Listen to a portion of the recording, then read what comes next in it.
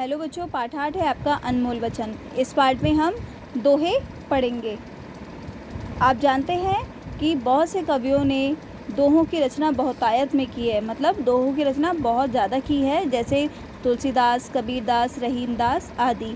इस पाठ में हम कबीरदास तथा रहीमदास के कुछ दोहे पढ़ेंगे।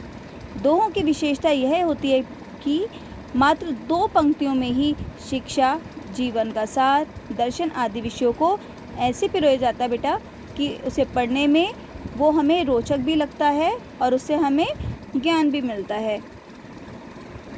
ठीक है, 2 पंक्तियाँ ही होती है ना दोहों में, तो और 2 पंक्ति के भीतर ही हमें ज्ञान भी मिल जाता है और वो हमें पढ़ने में भी अच्छी लगती हैं। ठीक है, तो हम दोहे शुरू करते हैं।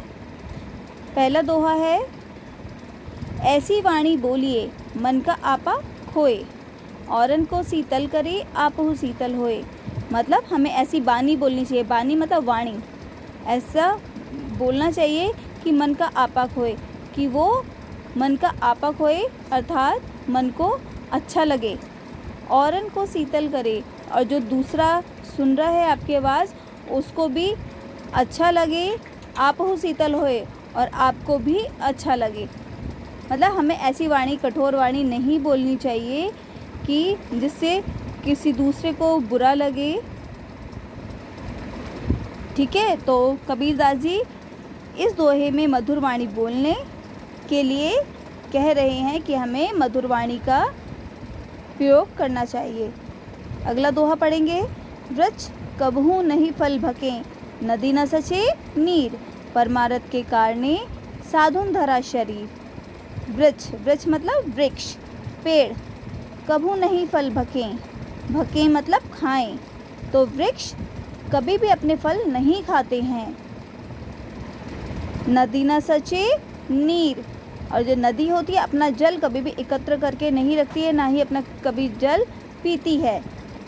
परमारथ के कारणे, परमारथ मतलब दूसरों के लिए किया जाने वाला कार्य, दूसरों की भलाई के लिए किया जाने वाला कार्य।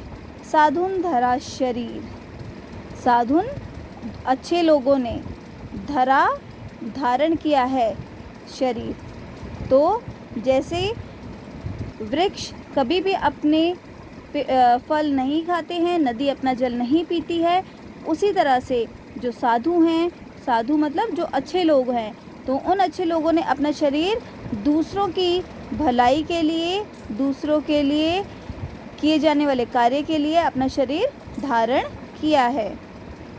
काल करे सो आज कर, आज करे सो अब, पल में पड़ले होएगी बहुरी करेगो कब। तो इस दोहे का क्या अर्थ है? काल करे सो आज कर, जो हमें कल काम करना है वो हमें आज ही कर लेना चाहिए। आज करे सो अब, और जो आज करना है वो अभी कर लेना चाहिए। पल में प्रलय होएगी, पल में क्या होएगी? प्रलय होएगी, बहुरी करेगो कब, तो फिर करोगे कब। तो इस दोहे का क्या अर्थ है कि हमें अपना काम तुरंत करना चाहिए, अर्थात आज का काम हमें आज ही कर लेना चाहिए, उसे कल पर नहीं छोड़ना चाहिए कि कोई बात नहीं हम कल कर लेंगे। ठीक है ना, पता नहीं कब समय परिवर्तित हो जाए, कब समय बदल जाए और हमारा कार्य अधूरा ही रह जाए। ठीक है बेटा, ये 3 दोहे हैं कबीरदास जी के। अब आगे जो हम 3 दोहे पढ़ेंगे वो हैं रहीमदास जी के। रहीमन निज मन की बिथा, मन ही राखो गोए, सुनी इटले हैं लोग सब, बाटी ना ले है कोई। इस दोहे में रहीमदास जी क्या कह रहे हैं कि रहीमन निज मन की बिथा, जो मन की बिथा है, मन का दुख है, वो किस में रखना चाहिए? मन में ही रखना चाहिए। सुनी इटले हैं लोग सब, लोग सुनकर क्या करते हैं?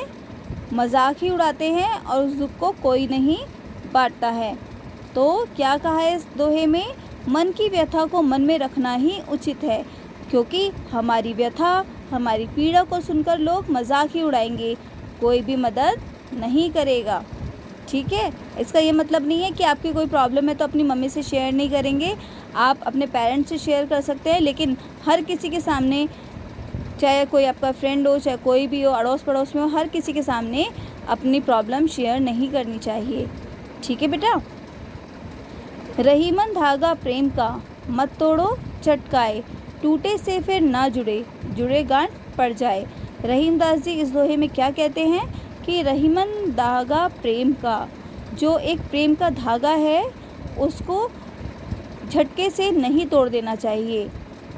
टूटे से फिर ना जुड़े, एक बार टूटने के बाद वो नहीं जुड़ता है, जुड़े गांठ पड़ जाए, और फिर जोड़ा भी जाए तो उसमें क्या पड़ जाती है, गांठ पड़ जाती है। जैसे धागा होता है, धागे को आप तोड़ देते हो तो धागा क्या दोबारा जुड़ जाता है, नहीं जुड़ता। अगर हम उसके जोड़ने की कोशिश करते हैं तो उसमें क्या पड़ जाती है, गांठ पड़ जाती है। ठीक है ना। तो हमें क्या नहीं करना चाहिए, हमें किसी से भी अपने संबंध खराब नहीं करने चाहिए, क्योंकि एक बार हमारे संबंध खराब हो जाएं तो वो फिर दोबारा नहीं सुधरते हैं। अगला दोहा है, ये आखिरी है इसमें। रूठे सुजन मनाइए, जो रूठे 100 बार, रहीमन फिरी फिरी पोइए, टूटे मुक्ताहार। तो रूठे सुजन मनाइए, जो आपसे अच्छे लोग, जो है सुजन मतलब अच्छे लोग, जो रूठ गए हैं, जो रूठे 100 बार, चाहे 100 बार रूठ गए हैं, रहीमन फिरी फिरी पोइए। क्या है इसमें, फिरी फिरी मतलब बार बार, पोइए पिरोइए, टूटे मुक्ताहार, मोतियों के हार। तो इस दोहे का क्या अभिप्राय है बेटा, क्या अर्थ है कि जो सज्जन, जो अच्छे लोग हमसे रूठ गए हैं, उन्हें फिर से इसलिए मना लेना चाहिए क्योंकि सज्जन सच्चे मोतियों की भांति अनमोल होते हैं। जो सज्जन लोग होते हैं, अच्छे लोग होते हैं, वो मोतियों की भांति ही, मोतियों की तरह ही अनमोल होते हैं।